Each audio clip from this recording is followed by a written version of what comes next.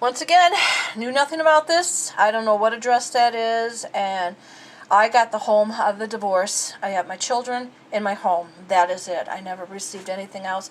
I have a small child support that comes in, but I never got alimony. After 19 years of being married to this man, I got absolutely nothing. But I did. I did win. I got my children, and I got my home. So I did win. Oh, glad he's out of my life. Here's a new judge being assigned to the case. Did not know nothing about it. There it is. Here's the other one.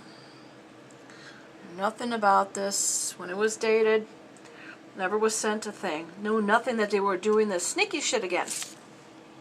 Oh, Mr. Kelsey, right here. I guess this was going on. Knew nothing about it. They were going to get emotional contempt against me. Knew nothing about this. Never received nothing from him. March something, so and so. There he is. So somehow he's going to come after me again. With that letter was the affidavit from him about we were found guilty, blah, and we haven't done anything, blah, blah, blah. There's all the stuff. Did it in March. Had it all done. Never received anything in March. Here's the judges for that court order back in there. So they're coming at me, if you noticed. It's now 2005. So, he had these papers served to me that day. At work, Mr. Kelsey had them. He had a deputy come to my work and served me that day. I had court the following month. He had me served at work. I don't know this. I had to answer to this. I had 1 month to find all my paperwork again, because I believe that he thought I did not have any paperwork, and this time they were going to do it to me. They were going to take my house away from me. This time they got me, because I probably got rid of all the paperwork. Well, I did not. I saved everything. You can see this being still sent. This is the new judge. Thought I had a good chance with him. New judge, he possibly can see what they have done to me, how they have covered up thing after thing. Violation after violation against me. I mean, the civil rights. I thought maybe I had a chance. And I figured I'd send him the whole thing that I have, because zoning had nothing. All the records were gone. They had nothing. They knew. He did not know I had everything. I had kept everything. And I sent him everything. I sent him U.S. Express mail right here. I sent him everything to show him, to try to explain, but it didn't make a difference. It made no difference whatsoever. So this is the first letter from Mr. Kelsey. Or maybe it was Mr. to the judge. I don't know. I got a copy of it. It's like I'm not even there. I have nothing to do. It's my house and stuff, but everybody else knows about it, but I'm not even involved. They're going to do what they want to me. That's all there's to it.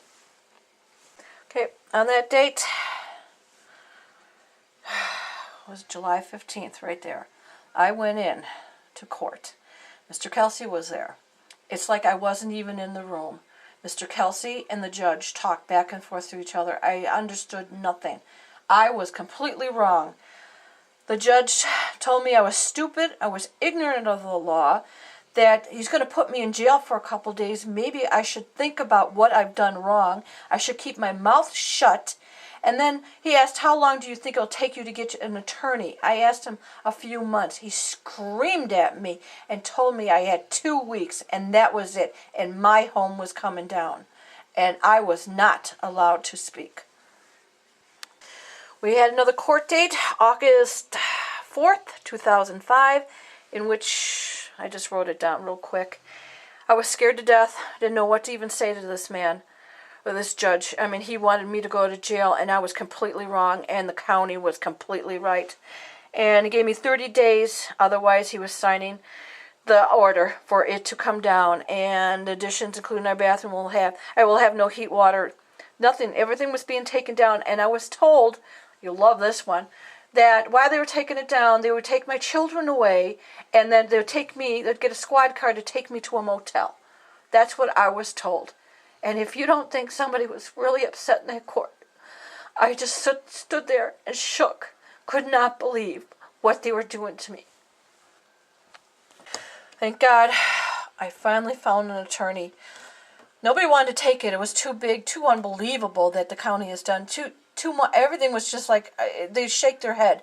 And they wanted a ton of money. And I could not afford that. I mean, I work part-time. I just get by, just taking care of, just get by paying taxes. I do all the repairs here myself. I can barely do anything, but this attorney firm listened to me, and he just shook his head, and he told me, Linda, I'll take the case. I broke down crying. I could not believe that I finally had someone to take care of me. Okay, from what I understand, the judge signed the order, and then my attorney was appealing it. He believed me totally that I was not allowed to speak in my own trial. I was never even named at the trial. I was never served properly. Due process, civil rights, everything was taken away from me. So he was going to start process with getting papers out and stuff. I guess we had a hearing, and I guess even my attorney was surprised that the judge didn't listen, or he was going by any law that he could not understand. But he was going to appeal it, the Court of Appeals. He was taking it down, so he was going to write up a whole big brief that I was never allowed due process, or my rights were taken away by this county. My attorney did do that appeals. Here it is. He filed it. Here's their ruling. They found me. I won. I won the case. I was not allowed to speak in my own trial. Right here, we won. We won that date. My attorney secretary called me up, and I really didn't sink in because of June 6, 2006. My best friend committed suicide in my driveway. This was the man I was going to probably spend the rest of my life with.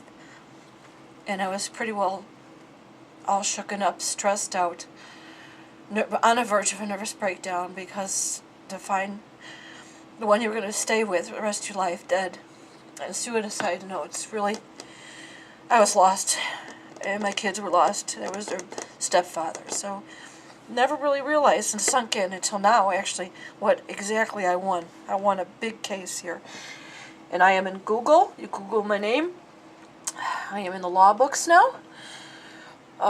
You got Yahoo, my name, Linda Kramer Reed, and I'm in there now, and it is a big thing, and I'm very grateful to him.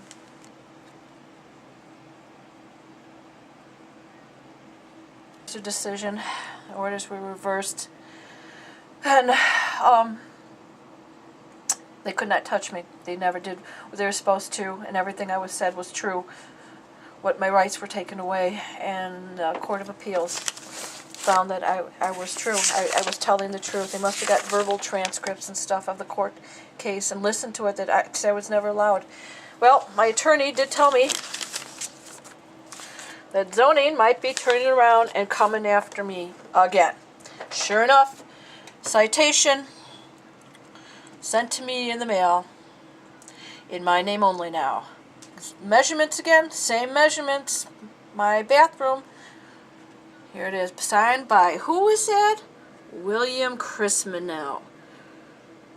Dated. Court date. Got to have it down, or it's going to be fine, a daily fine. My attorney told me that they were going to do this, and sure enough they did. Here it is, only in my name. That's the date. And there's a signature again. Then he brought up a motion to dismiss because of its statutes. 2-year statutes. They had 2 years to go after me if it was built in 95 or, 96. And I really don't understand anything that was going on with this after it. He has done everything. He's a wonderful attorney. He's done everything. And I know he just can't understand how they still keep doing it.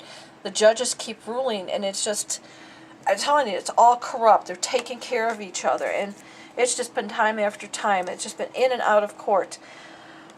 He's tried everything to help me out. And he does it, and I haven't been really understanding because after losing my best friend, I truly haven't been here yet. My head and my heart are not here no more.